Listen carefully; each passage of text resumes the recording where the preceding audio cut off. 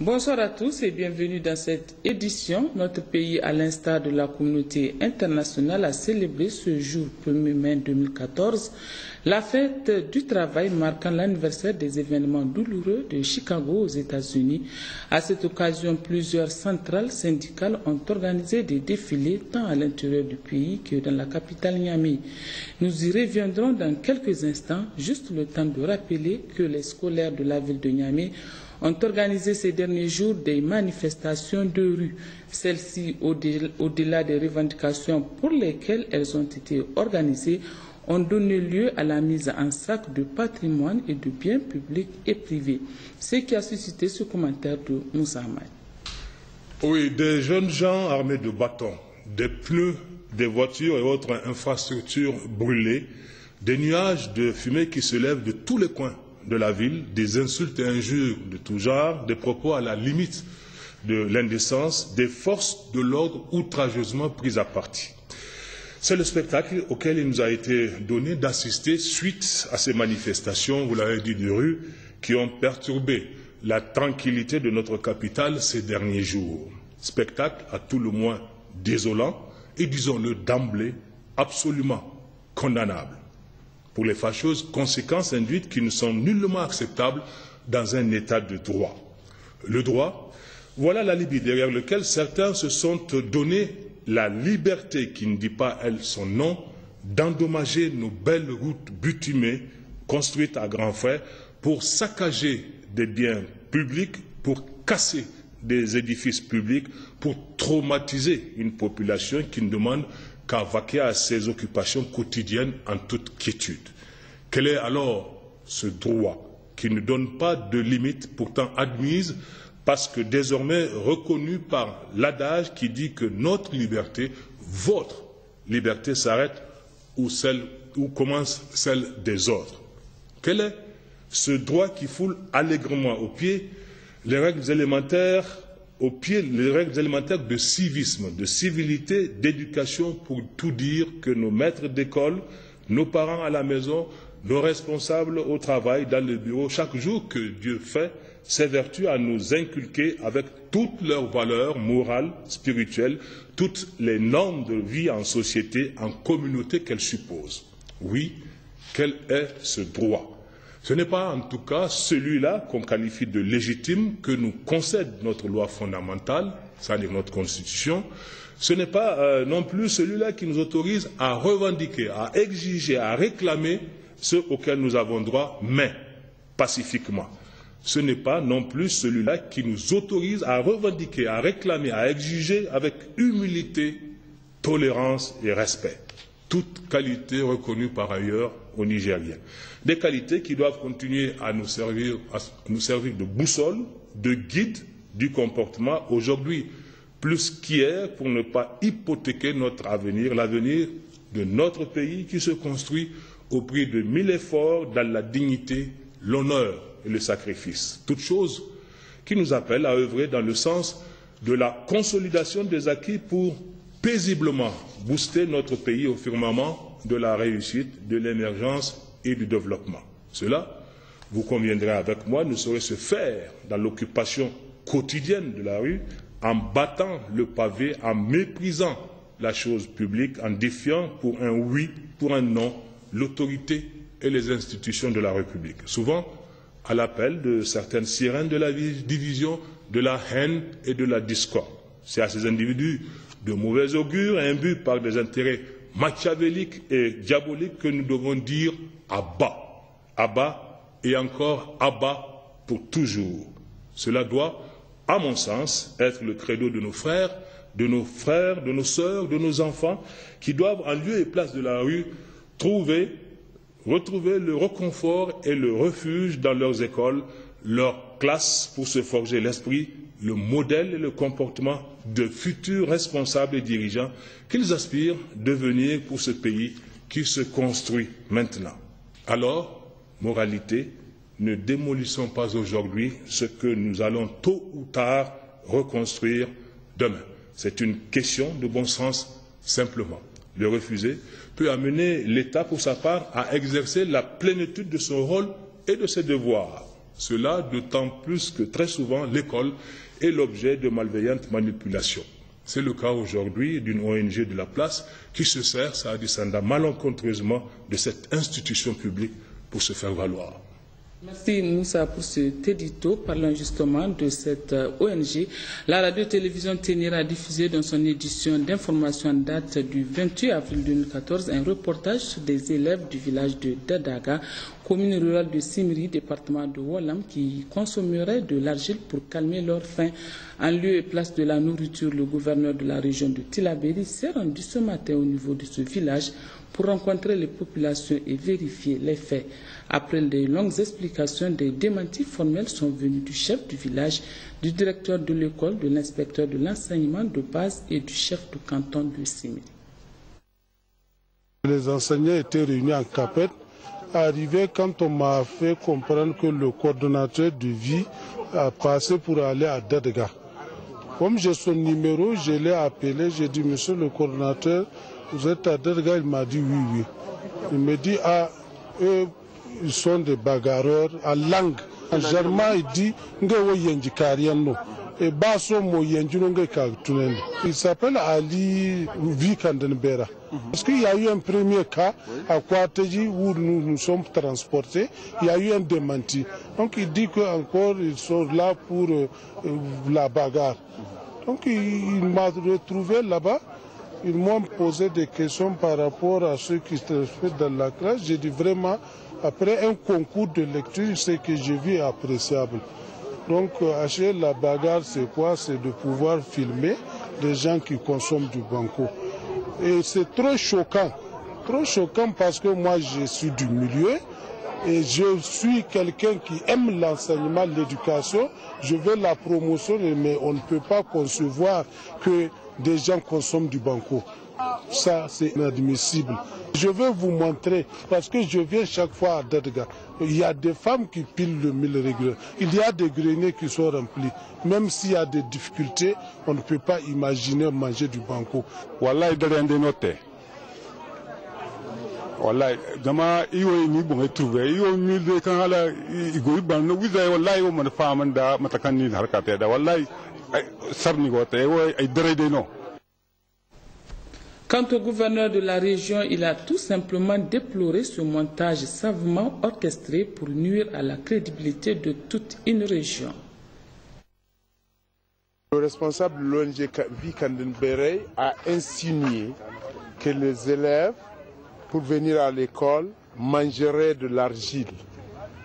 À son temps, nous étions venus sur le site avec le maire de la commune rurale, le préfet de Oualam, le président du conseil de Tillabéri, pour nous enquérir de la situation. Il s'est avéré que c'est archi faux. Personne, j'insiste, personne ne mange de l'argile. Alors, il a récidivé il y a 2 jours en venant au niveau de Dadaga, où il a une classe passerelle, disons 2 classes passerelles. Avant d'arriver à Dadaga, il a appelé l'inspecteur pour lui dire qu'il est un bagarreur. Il va aller récidiver. Récidiver quoi? De toute façon, il le dira. Il est venu, il a pris les élèves au moment de la récréation pour les amener ici sur ce puits. Un puits qui a été réalisé par une ONG islamique pour le village de Dadaga. Le puits est situé à quelques 400-500 mètres de l'école. Il les a amenés pour les faire consommer de l'argile pour prouver que les gens continuent à manger de l'argile. Même les ânes ne mangent pas de l'argile. Personne ne mange de l'argile. Donc c'est pour ça que nous sommes venus, pour nous entretenir avec les populations qui l'ont démenti formellement. Et d'abord, si les gens devraient manger cet argile, ce serait fini depuis longtemps. Parce que ça fait quoi, 4-5 mois, je crois que ce puits est foré. L'argile est là. Les élèves n'ont jamais mis pied ici, n'eût été l'arrivée du responsable de l'ONG Vikandenbera, qui a tout monté pour montrer à la face du monde qu'au Niger, les gens mangent de l'argile. Il ne peut pas saper les importantes actions de développement qui sont en train de s'organiser. il ne pourra pas le faire. Et d'ailleurs, nous avons décidé d'arrêter toutes ces classes passerelles. Les élèves vont être transférés dans les écoles traditionnelles de la région de Walam. Nous allons demander au ministère en charge des ONG de revoir le cas de l'ONG Vikanden Berey qui outrepasse ses objectifs, les objectifs pour lesquels l'État lui a donné l'autorisation d'exercer. Nous ne pouvons plus le tolérer pour que des gens qui roulent je ne sais pour qui salissent le nom du pays. Nous ne le tolérerons pas, ni à Vikanden Berey, ni à personne. Alors, j'insiste, personne ne mange de l'argile à Dadaga. C'est un montage fait par Ali, responsable de l'ONG Vikanden Berey. Pour quel dessein, je ne sais pas, mais il doit le dire, peut-être devant les juridictions, parce que je ne laisserai pas. Je vais demander à la justice compétente de se saisir de cette affaire pour qu'on voit les dessous. Et d'ailleurs, si jamais ces enfants qu'il a obligés à manger l'argile ont quelques ennuis de santé, il en sera l'unique responsable. Suite aux propos relatifs à une crise alimentaire qui sévit dans le département de Walam, précisément dans la commune de Simiri, faisant état d'une grave crise alimentaire, au point où des populations se servent de l'argile pour se nourrir, le Premier ministre chef du gouvernement Brigitte Raffini a instruit une équipe technique composée des experts en la matière pour aller s'inquiéter de la situation dans le département. Nos reporters Joari Isiaka et Akoti Waglasan y étaient également. Vous n'êtes pas sans le savoir que certains médias, notamment audiovisuels et presse écrite de la place, ont fait cas, dans leur mode de diffusion, des écoliers par manque de substances nutritives s'en servaient de l'argile pour se nourrir dans un hameau de Simiri, c'est dans le département de Walam. Ces informations relatées ça et là est à même de créer une psychose sociale. C'est pourquoi les autorités de la 7e République, en premier lieu le Premier ministre, a dépêché une équipe pour faire la lumière sur cette situation.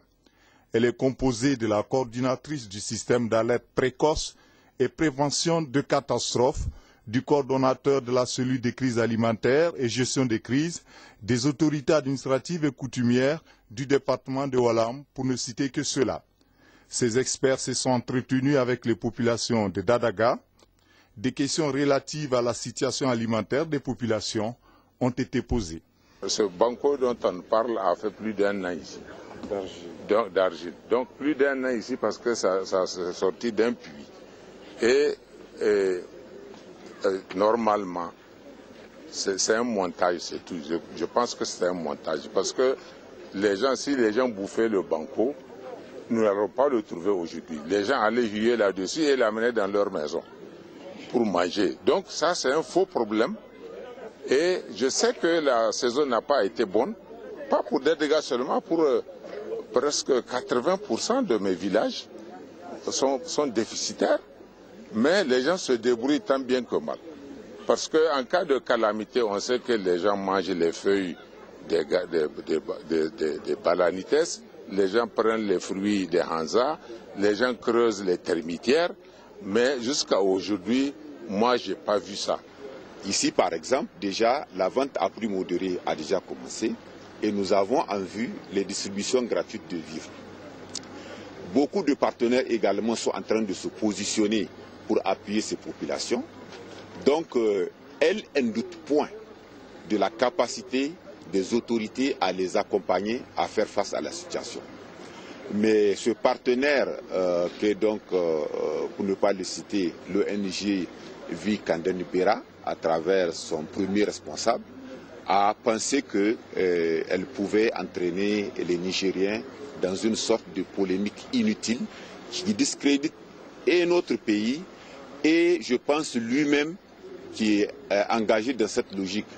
Parce que malheureusement, l'acteur a mal choisi son approche. Parce qu'il aurait pensé à des situations un peu plus sensées pour faire passer un peu son message. Le directeur de cette école s'est dit surpris de se voir dans cette situation. Ils ont profité de l'occasion, ils ont filmé dans le village et sans que je sache ce qu'ils ont filmé. Et j'étais dans ma classe, on m'a filmé maintenant, devant mes élèves, on m'a posé la question, j'ai répondu. Et ils ont fait leur montage maintenant. Et j'étais surpris quand j'ai vu l'image et des enfants qui mangeaient de l'argile, on disait que c'est encore devant moi. Parce que moi, je n'ai jamais vu ici dans l'école, jamais vu un enfant qui va venir avec de l'argile pour dire qu'il est en train de manger à cause de la famine. Cet entretien avec les populations va permettre aux experts de faire la situation alimentaire, d'évaluer l'insécurité alimentaire et d'inventorier les mesures d'atténuation dans la région en vue d'un rapport donnant la situation détaillée. Je vous donne lecture de ce communiqué de presse du bureau du Conseil supérieur de la communication. Conformément à la mission du CSC de veiller au respect de la déontologie en matière d'information et de communication, le bureau du Conseil supérieur de la communication a décidé d'enclencher la procédure de saisine d'office du CSC suite à la diffusion d'un reportage par la télévision privée Ténéré le 28 avril dernier, dans lequel des élèves de l'école passerelle de Dadaga mangeraient de l'argile faute de nourriture. Le bureau du CSC saisit cette opportunité pour rappeler à tous les journalistes leur devoir, conformément au point 2 de la charte des journalistes professionnels du Niger, de s'assurer de la véracité des faits qu'ils doivent rapporter sans altération. Signé Abdraman Ousmane, président du CSC.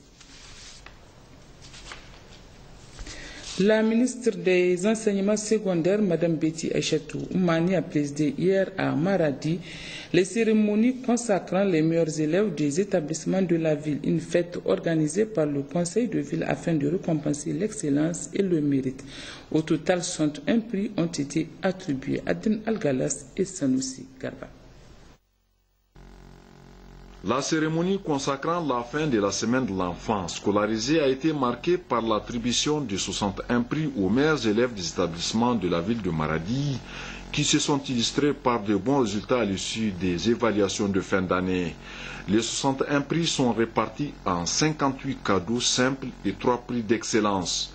58 prix, 31 ont été attribués aux élèves filles, dont 12 aux primaires, 3 handicapés, une sourde et 2 non-voyantes, 10 filles du second degré premier cycle et 6 du secondaire second cycle.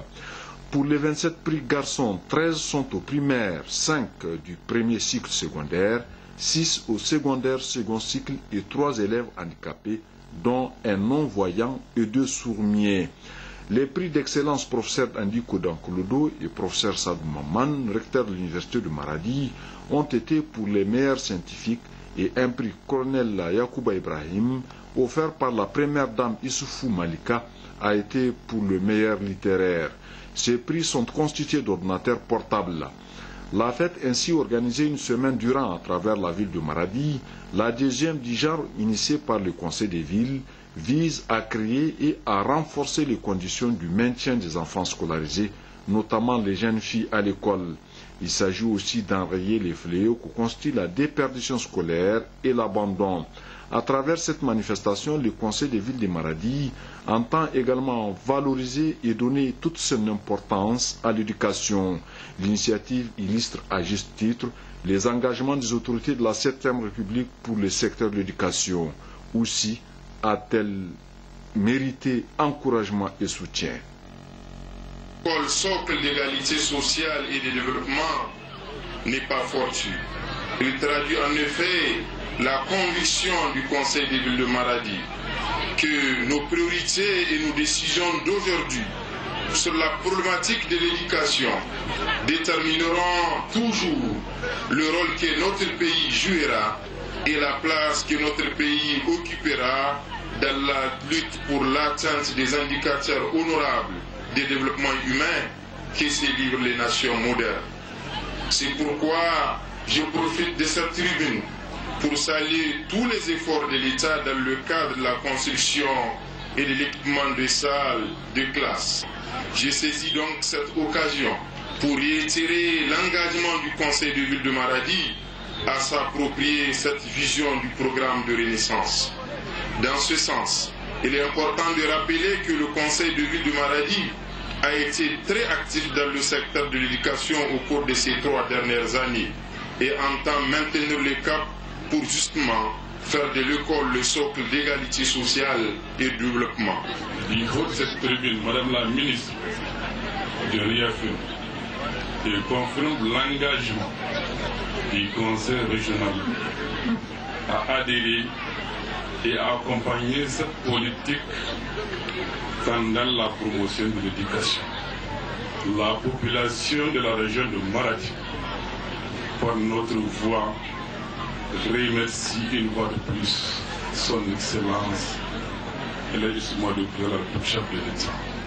Si toutes les villes et communes de notre pays agissent conséquemment en faveur de la scolarité de nos filles et de nos fils, je demeure convaincu que les indicateurs de l'éducation seront sans doute améliorés. J'encourage donc le conseil de ville de Maradi à continuer à entreprendre toutes les initiatives dans le cadre de la mise en œuvre des axes prioritaires du programme de la Renaissance en général et en particulier le souci de répondre et de satisfaire les aspirations profondes de nos populations. Les importantes actions initiées par le Conseil de ville de Maradi cadrent parfaitement avec la vision des autorités de la 7e République, au premier rang desquelles son Excellence El Hadji Issoufou Mahamadou, président de la République, chef de l'État. À son investiture, déjà et à l'ouverture du mémorable Forum national sur l'éducation, il déclarait l'éducation comme un droit inaliénable pour tout enfant nigérien. Ceci s'est traduit dans les innombrables réalisations en faveur de l'école nigérienne dont les exemples font légion. Les parents d'élèves n'ont pas trouvé mieux pour stimuler leurs enfants, en plus bien entendu de tous les efforts que consent le gouvernement pour une meilleure éducation de nos enfants. C'est pourquoi ils ont remercié de vive voix le gouvernement de la 7e République, la ville et les opérateurs économiques de Maradi pour l'apport inestimable investi dans le secteur au Niger en général et à Maradi en particulier. La fête a été belle avec les prestations des tout-petits qui ont égayé plus d'un participant.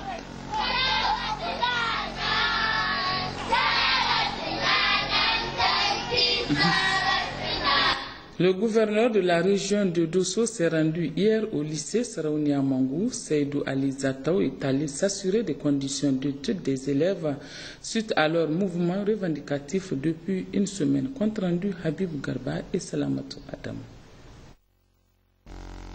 Le lycée Saraounia Mangou de Dosso, premier lycée public de la région, créé en 1980 avec 23 classes et des laboratoires, a reçu la visite du gouverneur Seydou Zatao Ali.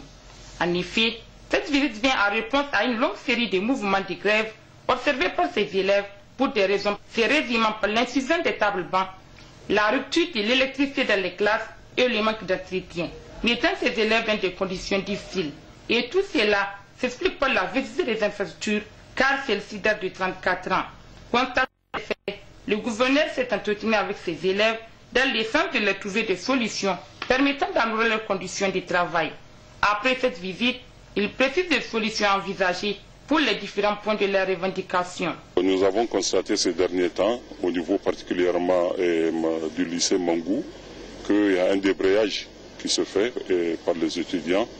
Alors nous avons voulu savoir de quoi il s'agit exactement. Et il s'est trouvé qu'ils avaient une plateforme revendicative qu'ils ont déposée concernant 3 points, à savoir un cassis au niveau de l'école qu'ils souhaiteraient qu'on construise, et puis l'électrification de leur classe.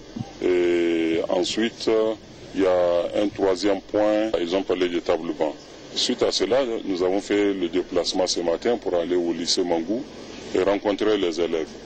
Effectivement, nous avons visité les classes nous-mêmes. Nous avons constaté que les classes ne sont pas électrifiées. Or, nous sommes dit que ce n'est pas une situation normale. Les classes doivent être vraiment électrifiées. l'électrification a été faite lors de la construction des bâtiments.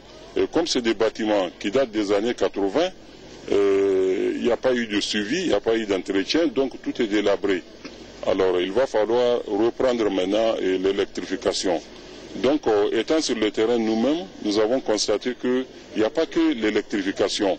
Même les faux plafonds sont en train de s'effondrer. Et il faut le reprendre. La peinture, d'une manière générale, l'étanchéité, rien ne va dans ces classes-là. Donc nous avons rencontré les élèves en leur disant de se patienter et d'aller vers la fin de l'année. Nous allons nous approcher auprès du ministère concerné pour voir dans quelle mesure on va reprendre totalement les faux plafonds, l'électricité et puis la peinture de tous les bâtiments de cette école-là qui date des années 80. Ce qui concerne le CACIP, nous avons dit que ça concerne le ministère de l'équipement qui va juger si nécessaire, parce que c'est sur la R1 Est, comme vous le savez, et le ministère va juger la nécessité de faire cassis ou pas. Concernant les tables bancs, ça, un début de solution a été trouvé parce que le ministère a commandé des tables bancs qui sont actuellement en construction. En plus de cela, la municipalité même, à travers la mairie, donc, a confectionné des tables bancs qu'ils ont eu à distribuer dans les établissements, dont notamment le lycée Saronia et Mangou. Ces élèves ont vivement salué cette visite du gouverneur, qui atteste combien les autorités de la Septième République se soucient des problèmes de l'école nigérienne. Parlons à présent de la célébration ce jour 1er mai 2014 de la fête du travail. À cette occasion, le ministre de l'Emploi, du Travail et de la Sécurité sociale, Salisu Ada, a reçu ce matin les doléances des structures syndicales nigériennes. Il a par ailleurs décoré au nom du président de la République, chef de l'État, 12 fonctionnaires de l'État pour leur dévouement au travail. D'autres précisions avec Moudanchirou, Oumajemila et Isaac Issa. Au cours de cette cérémonie qui s'inscrit dans le cadre de la célébration du 1er mai, 4 structures syndicales ont soumis leur cahier de doléances au ministre de l'Emploi, du Travail et de la Sécurité sociale, Salisu Ada. Il s'agit de l'intersyndicale des travailleurs du Niger, ITN, de l'Union des centrales libres et démocratiques du Niger, de la Confédération générale des travailleurs du Niger, CGT, et de l'Union démocratique des travailleurs du Niger, UDTN. Les doléances soumises sont entre autres relatives au respect des protocoles d'accord entre leurs structures et l'État, à l'indemnité spéciale de départ à la retraite, l'ordonnance concernant le droit à la grève, le recrutement des contractuels à la fonction publique et l'accélération du processus électoral professionnel. En réponse, le ministre a rassuré de la disponibilité du gouvernement à traiter ces doléances avec sérénité. Cette présence massive des membres du gouvernement, au-delà de la solidarité gouvernementale, traduit l'engagement et la volonté du président de la République et du gouvernement de manière générale à faire du dialogue social leur credo. Lequel dialogue social a retrouvé toutes ses lettres de noblesse sous la haute impulsion de son Excellence Alain Issou Mamadou, président de la République, et l'accompagnement du Premier ministre du gouvernement à travers toutes les actions qui sont menées chaque jour au niveau des différents ministères sectoriels. Nous avons bien reçu vos doléances, des doléances qui se recoupent et dans les différents points, pour la plupart des cas, ont déjà commencé à avoir des solutions. Je voudrais vous rassurer de la ferme volonté et de la ferme disponibilité de notre gouvernement à traiter les différents points de doléances avec la célérité et la diligence requise.